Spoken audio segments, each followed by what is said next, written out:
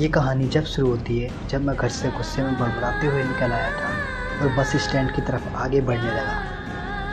मैं मन ही मन बड़बड़ा रहा था, पता नहीं कितने पैसे छुपा के रखे हैं लेकिन मेरे लिए एक बाइक नहीं ले सकती। अब मैं यहाँ से चला जाऊँगा और तब तक वापस नहीं आऊँगा जब तक मैं खुद के पैसों से बाइक नहीं खरीद लेता। इतना सोच ही रहा था तभी मेरे पैर में कुछ चुभने का एहसास हुआ। नीचे देखा तो समझ आया कि जल्दीबाजी में मैं पापा के जूता पहन आया हूँ।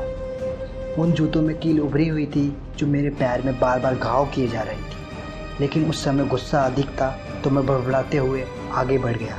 एकाएक मुझे याद आया कि मैं पापा का पर्स भी साथ ले आया हूँ। मेरे खुराफाती दिमाग में एक ख्याल आया, क्यों ना आज पापा का पर्स चेक किया जाए, जिसे आज तक उन्होंने किसी को हाथ तक नहीं लगाने दिया। पता नहीं कौन सा खजाना छुपा रखा है इस पर्स में जो किसी को हाथ नहीं लगाने देते। जब मैंने पापा का वो पुराना पर्स खोल कर देखा तो उसमें पैसे तो नहीं मिले, लेकिन पैसों की जगह एक डायरी रखी हुई थी। तब मैंने सोचा, ओह, तो ये खजाना छुपा रखा है। मैं समझ रहा था कि पापा ने लिखा होगा कि किस किस से कितने पैसे लेने हैं और किसको कितने पैसे दिए हैं, लेकिन मैं गलत था।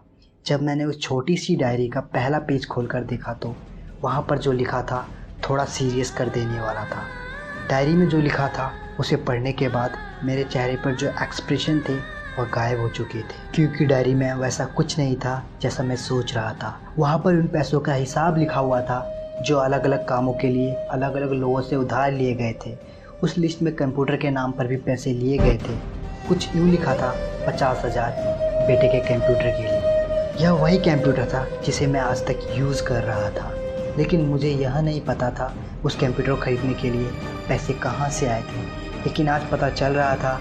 मुझे आज भी वो दिन याद है जब मैंने पहली बार कैमरे के लिए जिद की थी, जो मेरे पापा ने मुझे 2 हफ्ते बाद मेरे बर्थडे पर ला कर दिया था, जिसे देखकर मैं बहुत खुश हुआ था। और मुझे खुश देखकर मुझसे कहीं ज़्यादा अगर कोई खुश था तो वह थे पापा। अब मेरे चेहरे से गुस्सा एकदम गायब हो चुका था। जब मैंने आगे का पन्ना पलटा तो वहाँ पर कुछ विशेष लिखे हुए थे। पहला जो विश था उसमें लिखा हुआ था अच्छे जूता पहनना। यह बात मेरी कुछ समझ नहीं आई। तभी मेरा पाँव अचानक सड़क पर भरे हुए पानी पर जा पड़ा और तभी मेरे पाँव में कुछ गीलापन होने का एहसास हुआ। जब मैंने जूता उतार कर देखा तो उसका तला टूटा हुआ था। यह देखकर मुझे डायरी में लिखी हुई बात याद आ गई। तभी मुझे पापा की कहीं बात भी याद आ रही थी कि कैसे माँ जब कहा करती थी पापा से, अब तो जूते पुराने हो गए, नए ले लीजिए, तो पापा अक्सर यह कहकर टाल दिया करते थे, जूते अभी और चलेंगे, अभी कुछ दिन पहले तो लिए थे।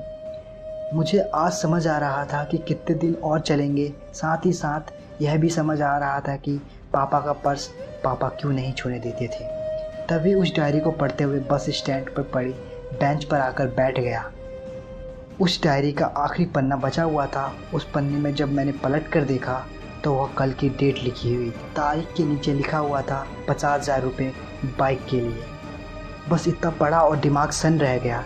तभी मेरे मन में कोई शिकवा गिला नहीं बचा था, बस मेरी आंखों से आंसू चले आ रहे थे। मुझे आज तक नहीं पता चला तब मैं क्यों रोए जा रहा था। अब मैं जल्दी से घर की तरफ भागा, लेकिन जूतों की वो कील पाँव में अब तक घाव बनाने में कामयाब हो चुकी थी। मैंने जूतों को रास्ते में ही निकाल कर फेंक दिया और भागते लड़खड़ाते हुए घर जा पहुंचा, लेकिन पापा घर पर नहीं थे।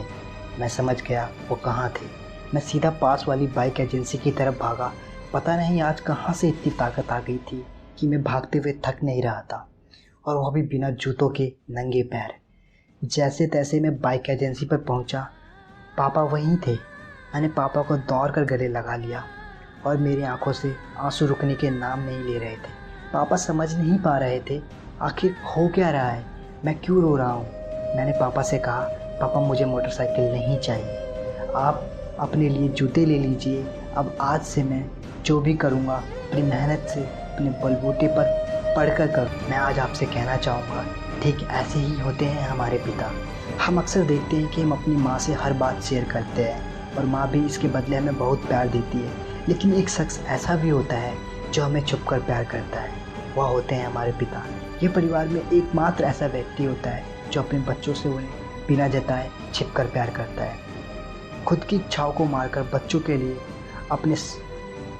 के लिए सपने देखता है और उनकी खुशी में ही खुश हो जाता है।